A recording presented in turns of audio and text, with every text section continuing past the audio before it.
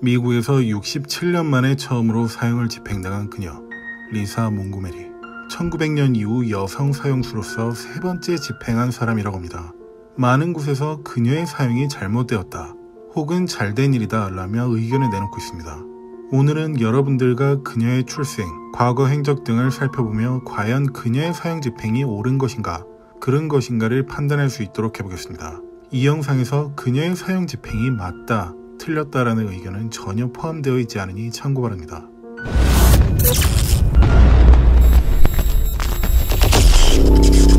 (1968년 2월 27일) 화요일, 4세의 다이앤 매티니는 늦은 오전에 분홍색 천으로 쌓여진 바구니를 들고 오는 부모님을 맞이했습니다. 집에서 할머니와 함께 있던 다이앤 양은 그 바구니 안에 자신의 동생이 있다는 사실을 미리 알고 기다리고 있었습니다. 그녀는 그 누구보다 자신의 동생이 집으로 온다는 사실에 밤새 잠도 못 이루고 있었죠. 아빠, 내 동생 리사 보여주세요. 리사. 다이앤은 바구니에 분홍색 천을 들추고 그 안에 들어있던 태어난 지 하루 지난 아기의 손을 조심스레 쥐었습니다. 아빠, 리사가 날 보고 웃었어요. 그러니? 이제 친하게 지내렴. 이날 집에 온 리사 몽고메리는 다이앤의 아버지인 존 패터슨과 계모인 주디 쇼네 씨 사이에서 태어난 아기였습니다. 베트남 전쟁 참전 군인이었던 패터슨 씨는 참전하는 동안 다이앤의 친어머니와 이혼한 뒤 1967년 주디 씨와 결혼하였었죠. 당시 주디 씨도 재혼이었지만 아이는 없던 상태라 그녀 입장에선 처음 가진 아이였습니다. 어쨌든 다이앤과 리사는 시간이 지나면서 서로에게 의지할 수 있는 둘도 없는 존재로 이어져 나갔습니다. 친한 자매이자 친구이기도 했죠. 작은 침실에 있는 자그마한 침대에서 함께 손을 꼭 붙잡고 잠에 들기도 했습니다. 이 두 명의 자그마한 아이들이 서로를 의지할 수밖에 없었던 이유는 가정 환경에 있었습니다. 리사가 3살이 되었을 1970년엔 아버지인 패터슨 씨는 캔자스의 포트 라일리로 옮겨가 종종 지내기 시작했었습니다. 그곳에 살고 있던 다른 여성과 사랑에 빠져 새로운 딸아이가 태어났기 때문이었습니다. 아내인 주디 씨도 이 사실을 알고 있었기에 항상 분노로 가득 차 지내고 있었죠. 그 때문에 주디는 남편이 캔자스로 가서 집을 비울 때마다 모든 분노를 다이앤과 리사에게 분출했습니다. 4살, 8살밖에 되지 않은 아이들에게 생양파를 먹이고 추운 겨울날 벌거벗겨 집 밖으로 내쫓기도 했죠. 아이들이 말을 듣지 않으려 할 땐 벨트나 빗자루로 때리기도 했습니다. 이러한 상황에서 다이앤은 누구보다 아끼던 동생인 리사를 보호하려 몸을 감싸 대신 맞기도 했습니다. 절망적이었던 가정환경은 이게 끝이 아니었습니다. 알코올 중독자였던 주디가 술을 마시러 동네에 있는 술집으로 갈 때면 주로 베이비시터랍시고 동네에 있던 노인들 중 한 명씩 돌아가며 집에 있어줬죠. 그 중엔 남성도 있었습니다. 그리고 그 노인 남성들은 이 집에 올 때마다 다이앤을 매번 성폭행했습니다. 그럴 때마다 침대 옆엔 동생인 리사가 지켜보고 있었죠.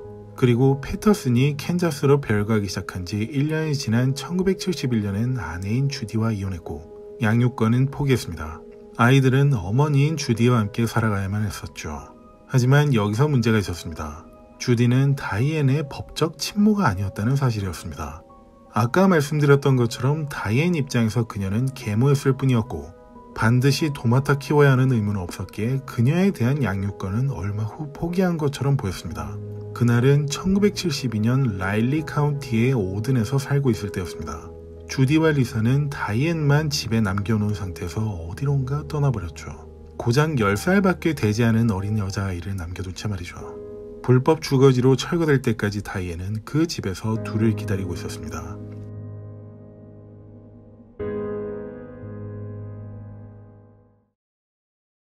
한편 그렇게 오든을 떠나 다른 도시로 간 주디와 리사는 한 집에 살기 시작했습니다. 그리고 다이앤이 없는 그 자리에 리사를 대신해서 채워넣었죠. 별다른 직업이 없이 항상 술만 입에 달고 살았던 주디는 고작 6살밖에 되지 않은 딸아이를 동네에 있는 남자들에게 돈을 받고 팔았습니다. 어린아이의 몸을 말이죠. 리사는 어떻게 해서든 거부하려 했지만 그럴 때마다 주디는 폭력을 행사하거나 그것조차도 들어먹지 않을 땐 충격요법을 가하기도 했습니다. 딸이 보는 눈앞에서 키우던 개를 삽으로 내려쳐 머리를 깨부순다든지 하는 충격요법이었죠. 그렇게 끔찍한 시간은 2년이 흘러 1974년 주디는 이혼한 뒤 5아이의 아버지가 된 잭 클라이너와 다시 결혼했습니다. 이제 많은 형제들과 새아빠가 생긴 리사였지만 생활은 그렇게 나아지지 않았습니다. 클라이너는 아이들에게 폭행을 일삼는 아버지였고 결혼 후엔 그 폭행이 리사에게까지 미치게 되었죠. 게다가 궁핍한 생활을 계속해왔던 가족은 계속해서 도시를 옮겨다니며 지냈습니다. 주로 돈 문제 때문이었죠. 주변 지인들에게 돈을 빌린 후 갚지 못하는 수준까지 이르게 되면 먼 곳으로 이사를 가는 그런 생활을 반복하고 있었습니다. 콜로라도, 워싱턴, 오클라호마, 캘리포니아, 텍사스로 옮겨 다녔죠. 이런 좋지 않은 환경으로 인해 리사는 주로 혼자서 책을 읽는 등 혼자 시간을 보내는 걸 즐겼습니다. 좋지 않은 말로 표현하자면 사교성이나 사회성이 결여되어 학교에서 친구들과도 제대로 어울리지 못했습니다. 그로 인해 동급생들은 그녀를 상대로 집단 괴롭힘을 한다거나 왕따를 시키기도 했습니다. 단순한 괴롭힘이 아닌 집단 성폭행을 한 뒤 울고 있던 그녀에게 소변을 보기까지 했죠. 그렇게 악몽과 같은 시간도 계속해서 흘러갔고 1985년이 되어 새아빠인 클라이너와 주디는 이혼했습니다. 참고로 이 시기에 리사는 클라이너가 자신을 성폭행했다고 주장했지만 그 진술을 제외한 그 무엇도 증거나 증언이 없었기에 법정에서 인정되진 않았다고 합니다. 2009년에 사망한 클라이너 본인이 법정에서 진술한 내용으로 보자면 어떤 방식으로도 폭행이나 성폭행을 한 적이 없다고 했습니다. 어쨌든 그 둘은 1985년이 되어 이혼하였고 몇 개월 뒤 주디는 리차드 보먼이라는 남성과 결혼했습니다. 그 남성에게는 20살이 된 아들인 칼 보먼이 있었습니다. 자연스럽게 이 4명은 한 가족을 이루어 같이 살게 되었죠. 당시 리사는 오클라호마에 있던 클리블랜드 고등학교를 졸업하고 공군에 입대하여 학비를 벌 계획을 갖고 있었습니다. 그리고 1년이 지난 1986년 그녀는 예기치 못한 임신을 하게 되었습니다. 그 아이의 아빠는 다름 아닌 칼 보먼이었습니다. 네, 의붓 오빠 칼 보먼을 말씀드리는 겁니다. 법적으로 가족이긴 했지만 어차피 피 한 방울 섞이지 않은 사이라 임신을 하는 데 문제가 없었지만 아무래도 문화에서 오는 나쁜 시선을 받을 수밖에 없었습니다. 어쨌든 이 둘은 부모님이 결혼한 것처럼 임신한 사실을 알게 되자마자 결혼식을 올렸습니다. 개인적인 생각인데 이런 상황에서 칼은 주디를 엄마라고 불러야 했을까요? 아니면 장모님이라고 불러야 했을까요? 어쨌든 이 둘은 1987년부터 1990년까지 3명의 딸과 1명의 아들을 낳았습니다. 거의 매년 임신 및 출산을 했다고 생각하시면 될 듯합니다. 그리고 막내 아들을 출산한 후에 리사는 나팔관 불임 수술을 받았습니다.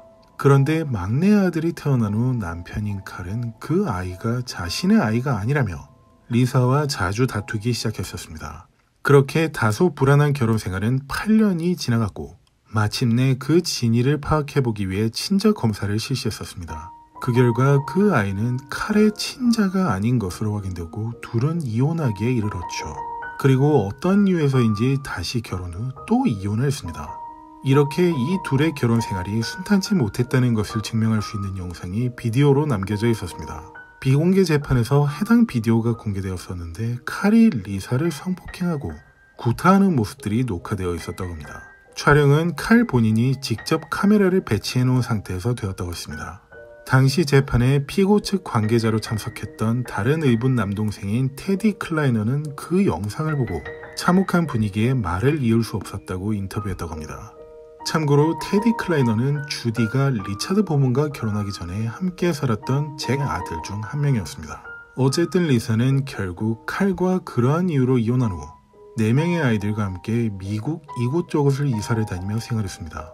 이렇게 자주 이사를 다니면서 생활한 배경으론 어렸을 때부터 그렇게 살아왔기 때문에 그랬던 것으로 알려져 있었습니다. 제가 처음 알려드린 돈 문제 같은 그런 이유들로 말이죠. 그렇게 시간은 3년이 흘러 1993년이 되어 그녀는 아동학대로 의심되는 여러 징후들로 아동복지수사기관에 조사를 받게 되었습니다. 최초 신고는 이웃들에게 접수되었는데 집이 쓰레기 등으로 심각하게 지저분한 점이나 아이들이 앞마당에서 알몸으로 뛰어다니는 게 목격되었기 때문이었습니다. 그렇게 조사가 시작되고 몇 가지 눈에 띄는 점들이 확인되었었는데 아이들을 거의 씻기지 않아 지저분한 상태로 방치한 것과 30개월 된 막내 아이가 타이레놀 한 통을 모두 털어먹은 점이었습니다. 타이레놀 같은 소염 진통제류를 한꺼번에 섭취하게 되면 겉으로 금방 나타나는 증상은 없지만 장기적으로 봤을 때 간이 크게 손상되어 나이가 들어감에 따라 심각한 후유증이 올 수 있다는 게 문제였죠. 어쨌든 그렇게 조사가 끝났지만 아이들을 다른 곳으로 격리시킨다거나 하는 조치는 취해지지 않았고 계속 리사에게 맡겨져 자라도록 결론이 났었습니다. 90년대 초반에는 아동학대와 관련된 법들이 잘 마련되어 있지 않았던 시절이라 그냥 지나칠 수밖에 없던 상황이었습니다.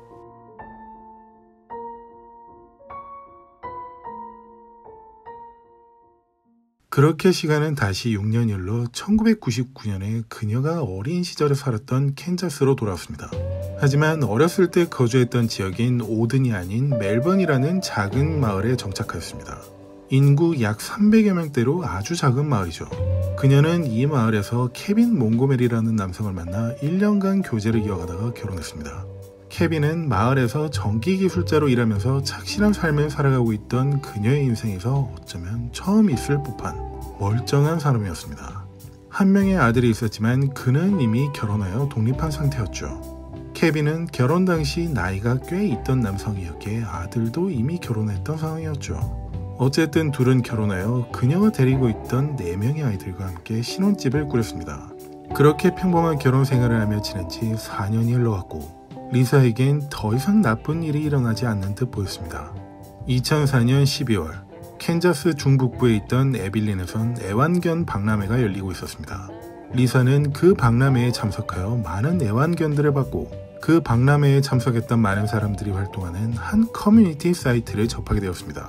레터 채터라는 이름의 사이트였고 사람들의 대화가 게시물 형식으로 달리는 형태였습니다. 그리고 한편 이 박람회에 참석했던 23세의 바비 조스티네 씨도 이 사이트에서 사람들과 대화를 하며 친해져 가고 있던 중이었습니다. 그러던 중 그녀는 fisherforkids@hotmail.com이라는 메일을 사용하는 유저를 알게 되었습니다. 그 유저는 딸아이에게 선물할 애완견을 찾고 있고 마침 바비가 기르던 개가 새끼를 낳았던 상황이라 도움을 줄 수 있었기에 서로 연결되었던 것이었습니다. 그 유저는 미주리주 북서부에 살고 있다는 말을 하며 마침 자신과 비교적 가깝다는 말을 건네왔죠. 그렇게 대화를 나눈 바비는 그 유저와 12월 16일 목요일 오후에 만나기로 했고 자신의 집으로 찾아오라며 주소를 건넸습니다. 그리고 시간이 지나 약속 날이 되었죠. 아 엄마 그 사람이 이제 왔어요. 저 이제 끊을게요. 바비는 어머니인 베키 하퍼 씨와 통화하고 있다가 그 유저의 차량으로 보이는 빨간색 도요타를 보고 전화를 끊었습니다. 안녕하세요. 혹시 달린 씨 맞으신가요?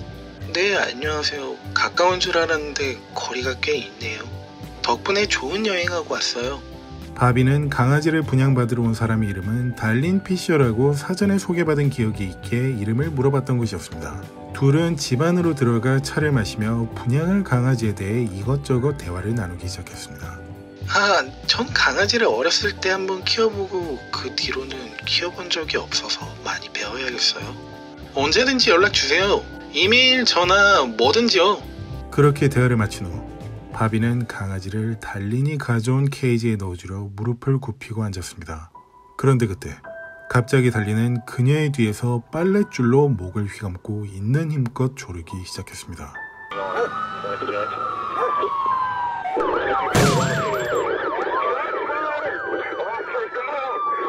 1분도 채 지나지 않아 바비는 그 자리에서 기절했습니다.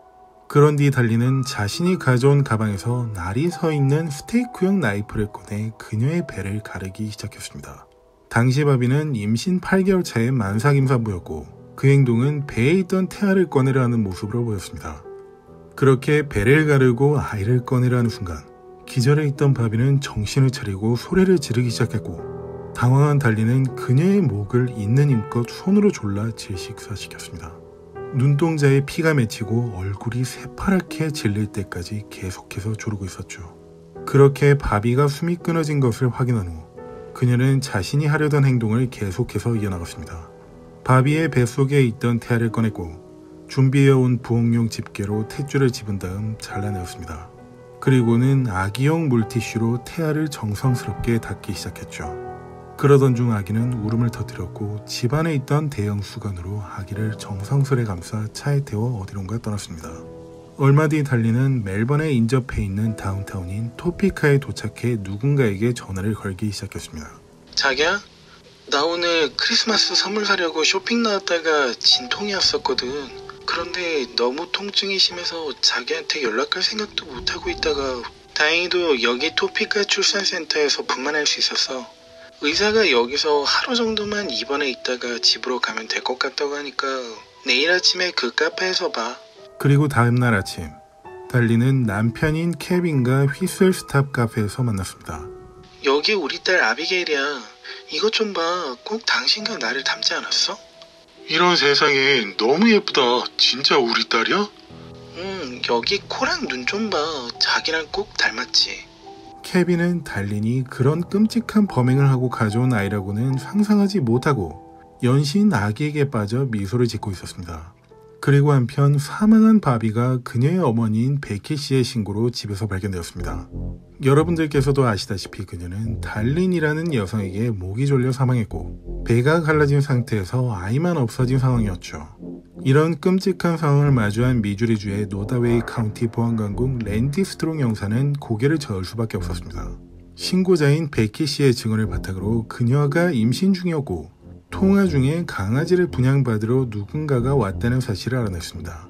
그리고 그녀의 휴대폰에서 fisherforkids 한메일닷컴이라는 사람에게서 온 이메일들을 확인할 수 있었습니다.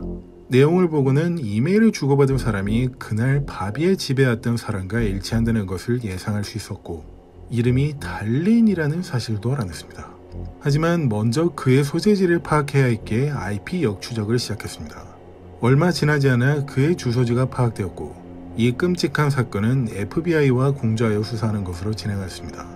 참고로 파악된 그 주소지는 캔자스의 멜번으로 확인되었죠. 곧 FBI 수사관들과 스트롱 형사는 해당 주소지인 멜번의 사우스 애담스로 32419 번지로 이동하였고 집문을 두들기자 한 여성이 강아지들과 함께 나왔습니다.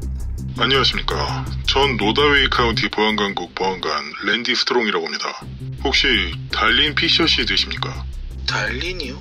아니요, 제 이름은 리사 몽고메리인데요. 그리고 스트롱 보안관의 눈은 그녀가 안고 있던 작은 아기에게 집중되었습니다. 그렇군요, 부인.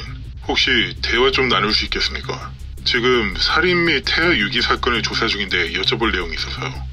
네, 들어오세요. 이었고 소파에 FBI 수사관들과 스트롱 보안관은 리사와 함께 앉았습니다. 그런데 스트롱 보안관의 눈은 그녀가 안고 있던 아기에게서 떨어지지 않고 있었습니다.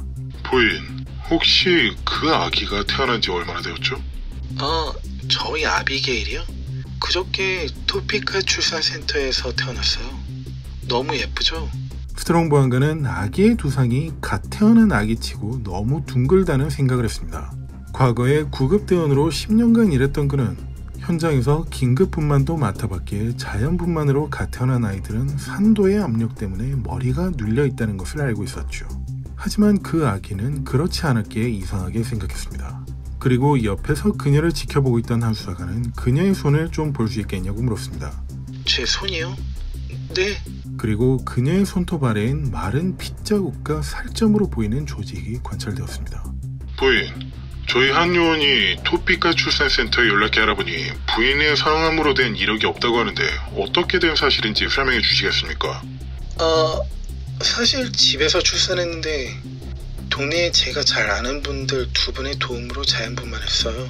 토피카에서 출산했다고 한 건 깨끗하지 않은 저희 집에서 출산했다고 하면 남편이 화낼 것 같아서요. 거짓말한 거예요. 그렇군요. 그럼 도와주셨다는 그분들을 좀 만나볼 수 있을까요? 그분들이 지금 직장에 나가서 집에 없을 텐데...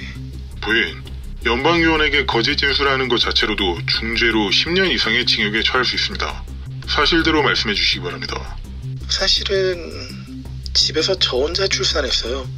이렇게 초조해하던 그녀는 아기를 옆 소파에 내려놓고 담뱃불에 불을 붙여 피우기 시작했습니다. 부인, 담배를 끄시죠. 아기에게 담배 연기는 무척 괴롭습니다. 마지막 기회를 드리죠. 아이를 어디서 구하셨습니까? 사실... 결국 그녀는 자신이 달린이라는 가명으로 바비에게 접근하고 그녀의 뱃속에 있던 태아를 꺼내 훔쳤다고 진술했습니다.